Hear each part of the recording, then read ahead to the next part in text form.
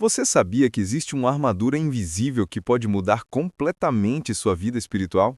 Hoje eu vou te mostrar as 3 primeiras peças dessa armadura que vão revolucionar sua batalha diária contra o inimigo.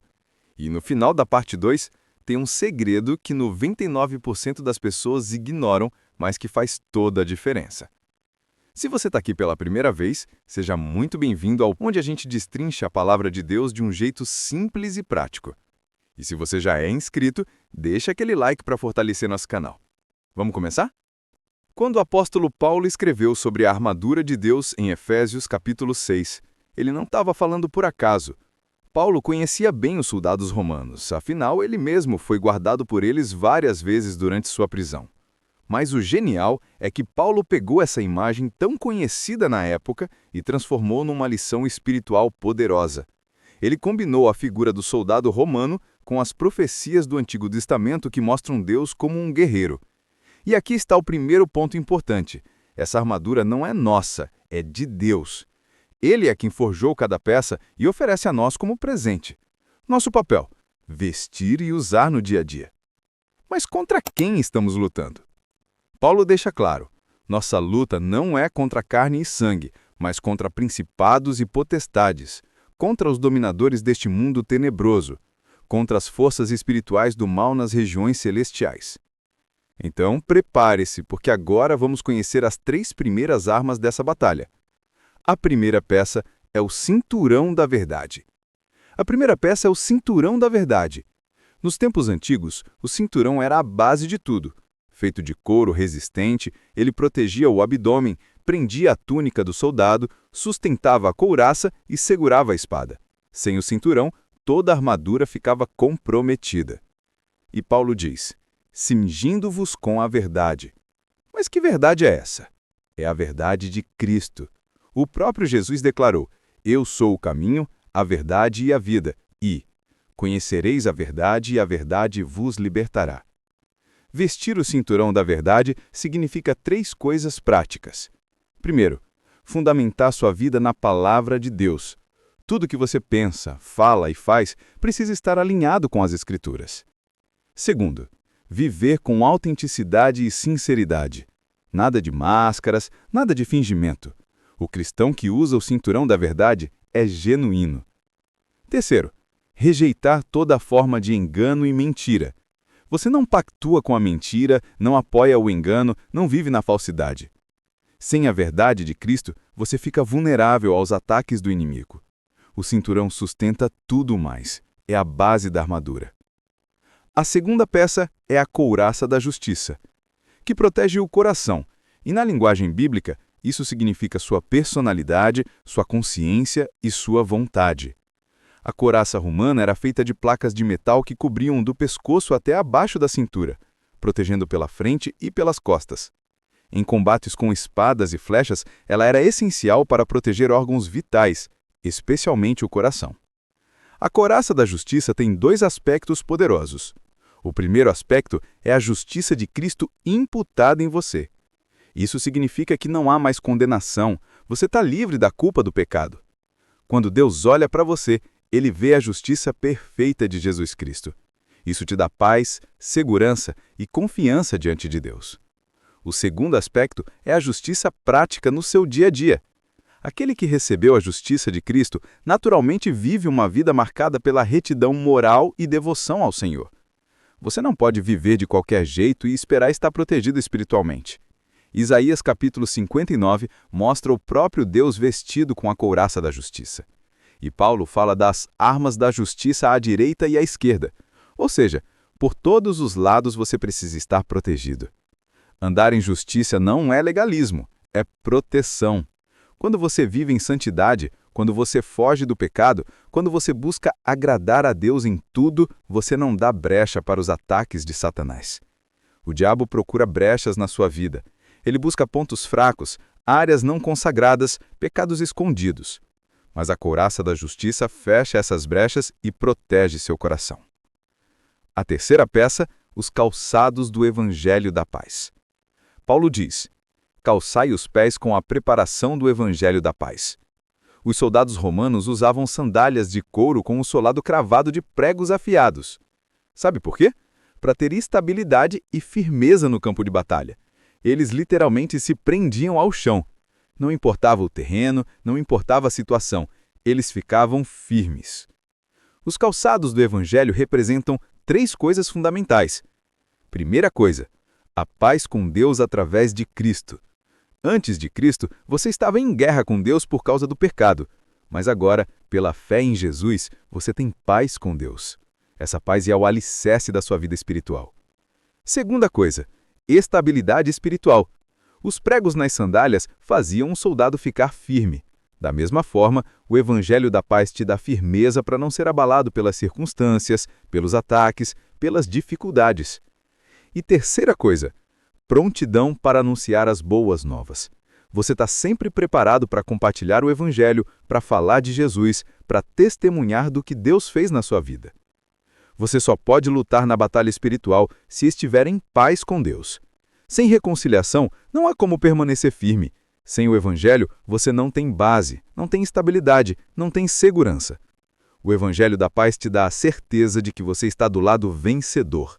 Você não está lutando para conseguir a vitória. Você está lutando a partir da vitória que Jesus já conquistou na cruz.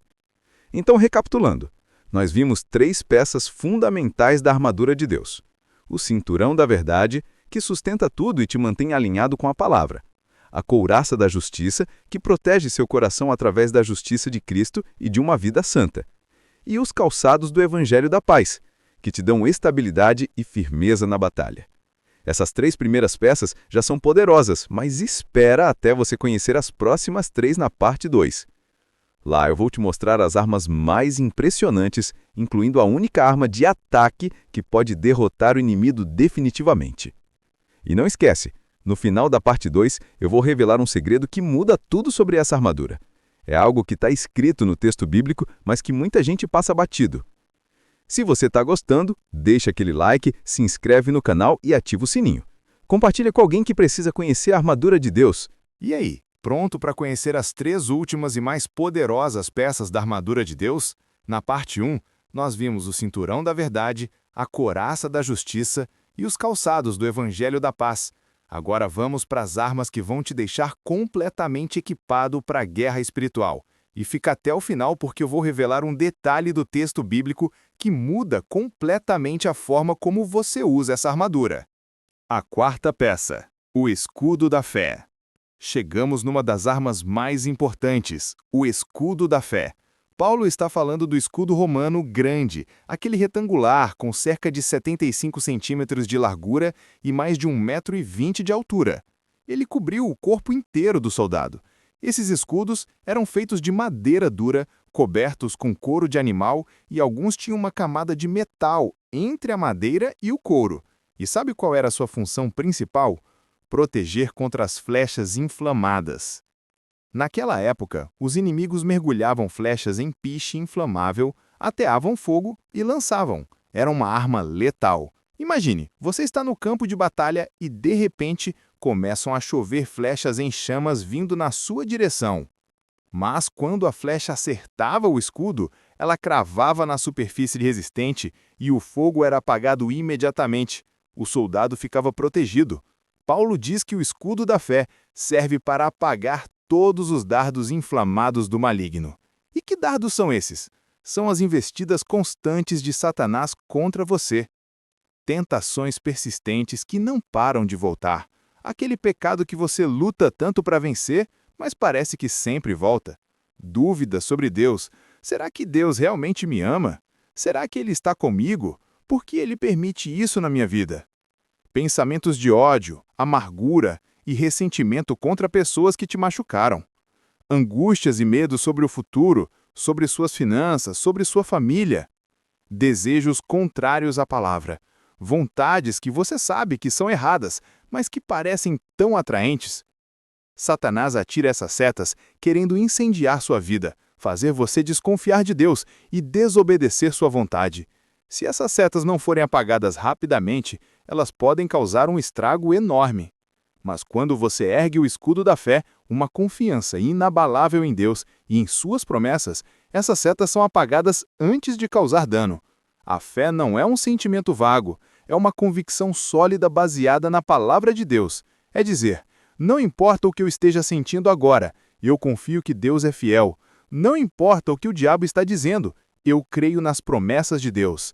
E tem mais, assim como os soldados romanos juntavam seus escudos para formar uma muralha de proteção, o escudo da fé também tem uma dimensão coletiva. Você não está sozinho nessa batalha. A igreja unida, orando e encorajando uns aos outros, forma uma barreira poderosa contra o inimigo. Por isso, é tão importante você estar conectado com outros cristãos, congregar, ter comunhão. A quarta peça, o escudo da fé. A quinta peça, o capacete da salvação.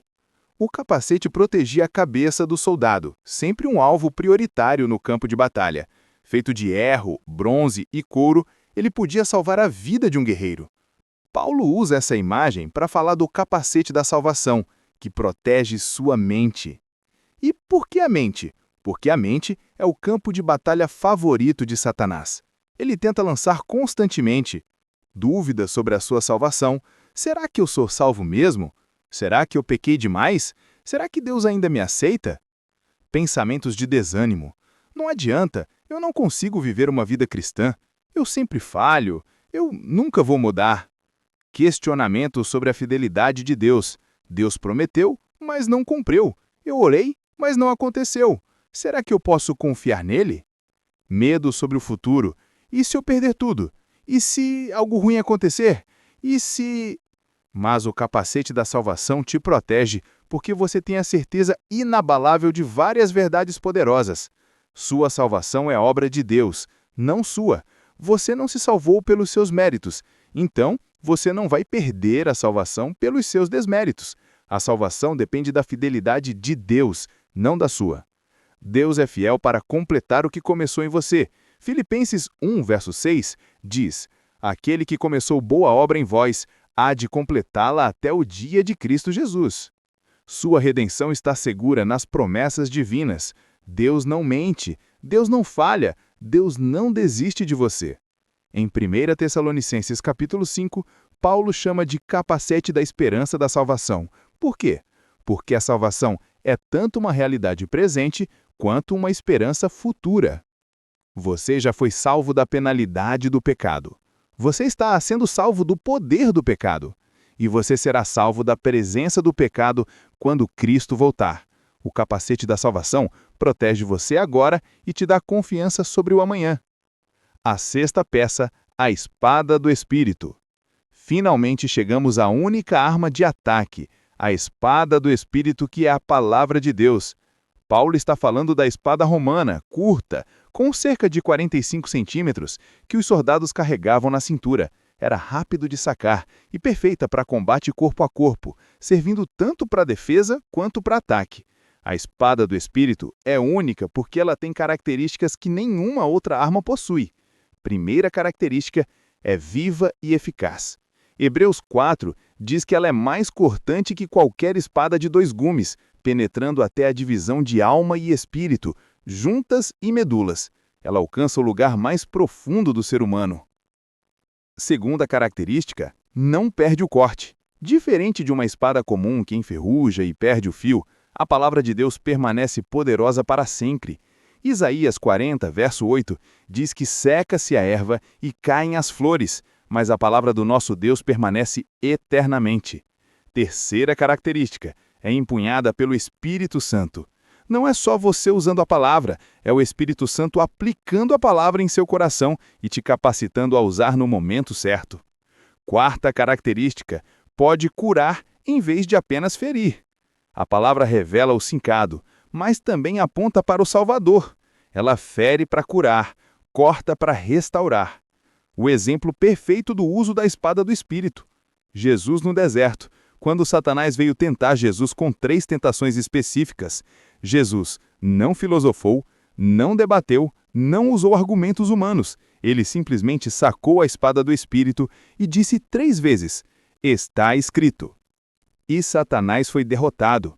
A palavra de Deus na boca de Jesus foi suficiente para expulsar o inimigo. Sem conhecer a palavra, você está desarmado. Você pode ter todas as outras peças de armadura, mas sem a espada, Você não tem como atacar, não tem como fazer o inimigo recuar. Com a espada do Espírito, você tem a arma mais poderosa do universo nas suas mãos. O segredo que muda tudo. Agora chegou a parte que eu prometi desde o início, o detalhe que muita gente perde e que muda completamente a forma como você usa essa armadura. Paulo não disse, escolha algumas peças da armadura que você mais gosta. Ele não disse, pegue as armas que você acha mais fáceis de usar. Paulo disse, tomai toda a armadura de Deus. A palavra grega para armadura que Paulo usa é panoplia, e ela enfatiza exatamente isso, totalidade, completude, o equipamento inteiro. Aqui está a verdade que você precisa entender. Ou você está vestido com toda a armadura, ou você está completamente vulnerável. Você não pode escolher só o escudo da fé e ignorar a couraça da justiça. Você não pode usar o capacete da salvação, mas deixar de lado a espada do Espírito. Você não pode ter o cinturão da verdade, mas não calçar os pés com o evangelho da paz. A armadura é uma unidade perfeita. Cada parte trabalha junto com as outras. Cada parte protege uma área específica. Se você deixar uma parte desprotegida, é exatamente ali que o inimigo vai atacar. Pensa comigo, de que adianta ter um escudo forte se seu coração está desprotegido, porque você não está vivendo em justiça? De que adianta ter certeza da salvação se você não conhece a palavra para se defender dos ataques do inimigo? Mas como vestir essa armadura toda? Como usar ela no dia a dia? Paulo responde, fortalecei-vos no Senhor e na força do seu poder. Revestir-se da armadura de Deus significa viver a vida cristã de forma plena e correta.